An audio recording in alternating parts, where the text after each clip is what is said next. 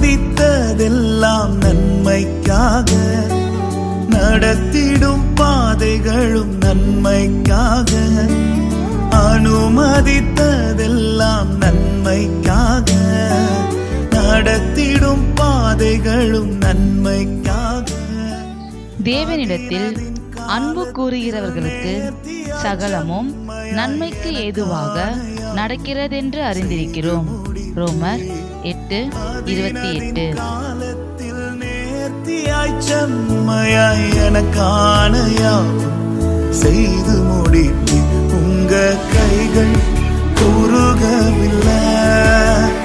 உம்மால் கூடாதது எதுவும் இல்லை. உங்க கைகள் குறுகவில்லை.